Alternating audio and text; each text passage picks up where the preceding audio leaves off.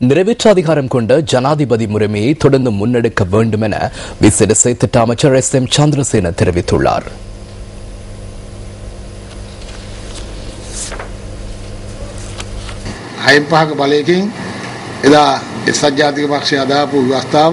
ஆறில் 5 அதிகாரத்துடன் ஐக்கிய தேசிய கட்சி அரசியல் அமைப்பை தயாரித்த பொழுது அன்றிருந்த பல அமைச்சர்கள் இன்று பாராளுமன்றத்தில் உள்ளனர்.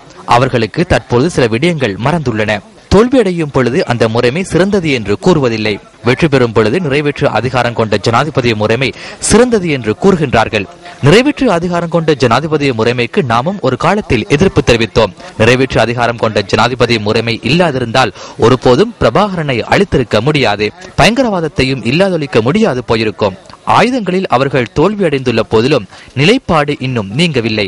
எனவே தொடர்ந்தும் நிறைவேற்று அதிகாரம் கொண்ட ஜனாதிபதி முறைமை இருக்க வேண்டும் என்றே நாம் கூறுகின்றோம். ஜனநாயகம் சரியான முறையில் நிலைநாட்டப்படும் வரையில் அல்லது பிரிவினைவாதம் LTTE வாதம் நிறைவடையும் வரை இது இருக்க வேண்டும். நிறைவேற்று அதிகாரத்தினால் எமது நாட்டுக்கு பாதிப்பு ஏற்படவில்லை. நான் ஒரு சாதாரண நபர் என்ற வகையில் நாராயண்பிட்டியாவில் உள்ள பொது வர்த்தக சந்தைக்கு பொருட்களை கொள்வனவு செய்வதற்காக செல்வேன். அந்த வேளையில் என்னுடைய ஒரு சிறந்த ஒரு நண்பர் என்னை தட்டி பேசினார். சார், நீங்களே இந்த பிரச்சனைக்கு பொறுப்பு கூற வேண்டும் என கூறினார். இல்லை, இந்த பிரச்சனையை நானே முன்வைத்ததாக நான் கூறினேன். எனக்கு அன்று அதிகாரம் இருந்த காலத்தில் அதனை செய்ததாக அவர் கூறினார். அவ்வேளையில் நான் வெட்கமடைந்தேன். அரசியலமைப்பின் 18வது திருத்தத்திலிருந்து 31 கீழ் 2 என்ற சரத்து நீக்கப்பட்டுள்ளது. அவருடைய சட்ட ஆலோசகர்கள் இதனை அறிந்திருக்கவில்லை. முன்னர் ரஷ்யாவில் இருந்ததை போன்று 2 தடவைகள் இருந்தால் மீண்டும் வாய்ப்பினை பெற்றுக்கொள்ள முடியும் என அவர் நினைத்தார். அந்த 2வது தடவை முடிவதற்கு முன்னரே 18வது அரசியலமைப்பு திருத்தம் கொண்டு வரப்பட்டது. அவருடைய புத்தியை பாருங்கள். ஆனால் அவர் இதனை நன்கு அறிந்திருக்கவில்லை. அதற்கு பின்னரே அரசியலமைப்பு புதிதாக அச்சிடப்பட்டது. உண்மையில் அதில் வாய்ப்பில்லை. எனினும் எவருக்கும் இது தெரியாது. என்னிடம் இது குறித்த அனைத்து புத்தகங்களும் உள்ளமையால் நான் அறிந்திருந்தேன். சட்டம் தொடர்பிலான பொருட்கேடல் தற்போது எம்மிடம் உள்ளது.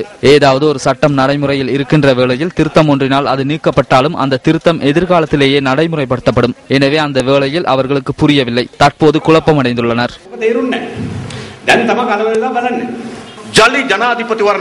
தற்போதுள்ள ஜனாதிபதிக்கு மீண்டும் ஒரு முறை ஜனாதிபதி தேர்தலில் போட்டியிட முடியாது. அது தெளிவானது. யாருக்கு இந்த தேவை தற்பொழுது ஏற்பட்டுள்ளது? ஜனாதிபதி தேர்தல் ஒன்றை விரைவில் நடாத்த வேண்டும் என்பதில் ஸ்ரீலங்கா சுதந்திர கட்சியின் அதிகமானோருக்கு விருப்பமில்லை. அதே போன்று இந்த அரசாங்கத்துக்கு ஆதரவு தெரிவிக்கும் அத்ரலிய ரத்னத்திரரின் கட்சி நேற்று முன்வைத்த அரசியலமைப்பு திருத்த யோசனையும் முக்கியமானது. அதில் இந்த விடயங்கள் தெளிவாக குறிப்பிடப்பட்டுள்ளன. தேர்தல் நடாத்துவது முக்கியமானது அல்ல என்பதே அவரின் நிலைப்பாடு. நாட்டு மக்களின் ஜனநாயக உரிமைகளை பாதுகாக்கும் நோக்கில் செயற்படும் அனைவரும் நிறைவேற்று அதிகார ஜனாதிபதி முறைமையை தோற்கடிக்க வேண்டும் என்று கூறுகின்றனர். அரசியலமைப்புக்கு முரணாக நாட்டின் தலைமைத்துவத்தை எடுக்க முற்படுவது தவறான விடயமல்லவா?